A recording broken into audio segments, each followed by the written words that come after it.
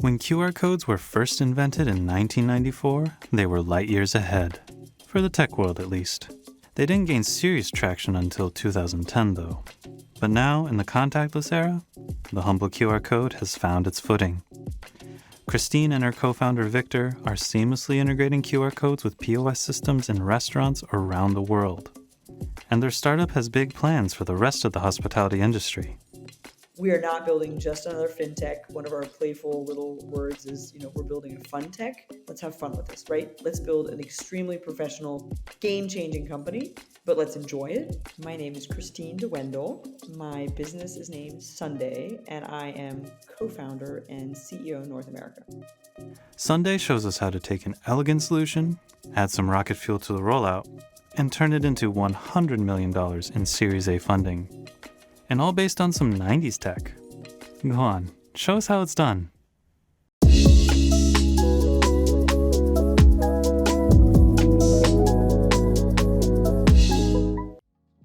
So, what is Sunday? So we are building the fastest way in the world to pay in restaurants. And so our company is built around a very simple concept, which is how can we make the payment experience in hospitality much simpler?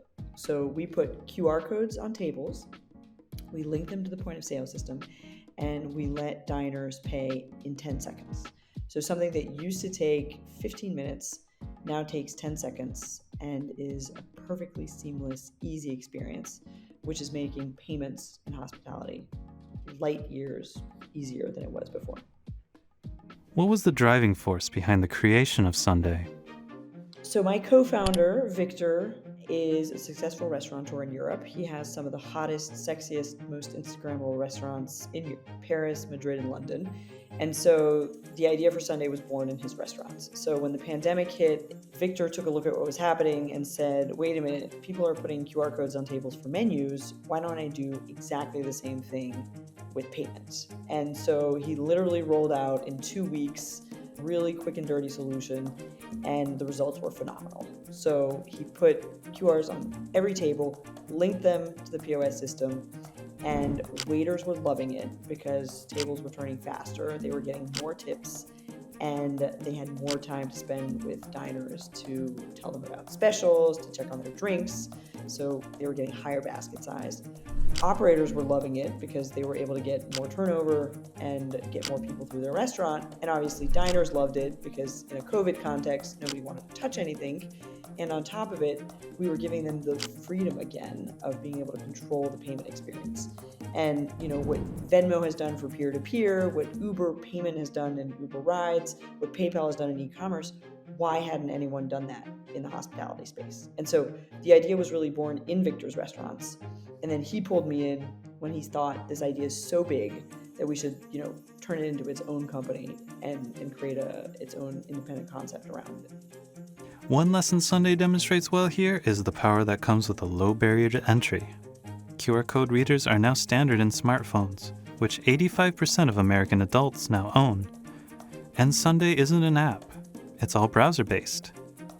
By avoiding a download of some proprietary throwaway app, Christine and Victor ensure more people are likely and able to engage with the service. And the convenience doesn't stop there. For restaurants, Sunday is built to integrate with their existing POS system. Keeping the buy-in low also ensures wider adoption, especially for a target market that has had a difficult 2 years. What other areas of hospitality are you hoping to have an impact on? So right now we are laser focused on executing on our core product, which is Pay at Table. We're live now in 6 countries: the UK, France, Spain, the US, Canada, and Portugal. There's a lot of ground to cover and the potential is already enormous. So we're very much focused on our Pay at Table solution in those 6 markets. Hotels are an obvious next step.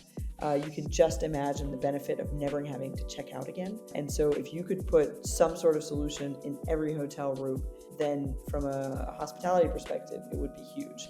And so we're talking to a lot of hotels already because they have great restaurants on their premises. And most of them are asking us if we can roll out a solution like this in their rooms. Again, I'm very convinced that you have to be focused on, your core product first, make sure it works perfectly, make sure you're getting traction. We're only a year old, And so despite the massive scale and the footprint we're starting to have, it's important to stay focused. What were some obstacles in the early days of Sunday?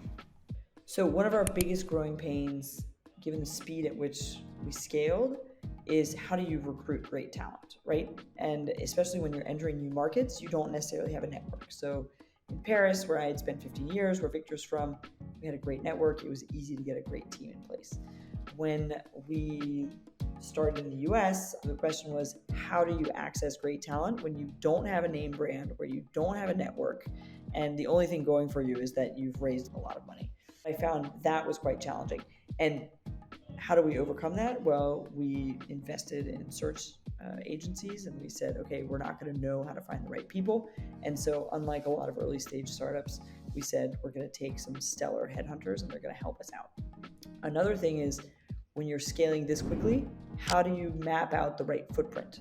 Should you have a regional model? Should you have a very local model? Should you have a central model? What are the functions that you centralize? What are the functions that you localize? And we're still working that out, obviously, just a year in, but that's been more challenging than I expected. Finally, what's some advice you have for aspiring entrepreneurs? My number one advice is, in order to do this, you need to be passionate about the product you're building. And I absolutely underestimated the strenuous intensity of being a founder, because it's almost an existential stress. And if you don't love what you're doing, if you don't love the product, if you don't believe in it no matter what, it's going to be really hard to manage that intensity. And so the expression entrepreneurial fire and really believing in what you're doing didn't resonate with me until I started Sunday. And I realized, for this to work and for us to carry the vision as far as we'd like it to go, even if it's an awesome product, even if we have a stellar team, even if we've raised a ton of money, you need to have that passion and that fire. The second piece is, you need to find people to build a company, be it your team or your co-founder, that you love working with. Because if you're going to spend this much time and put this much effort, it needs to be pleasurable. And I'm lucky to be working with Victor. It's a huge support. I can call at any time and say, this is going so well, I'm delighted, or this is not going well, it feels like it's eating gravel. Please help me out. Please give me a pep talk. And that's why we're here for each other. And even with the time distance and an Atlantic Ocean between us, that works quite nicely. So again, passion and great people that you're working with.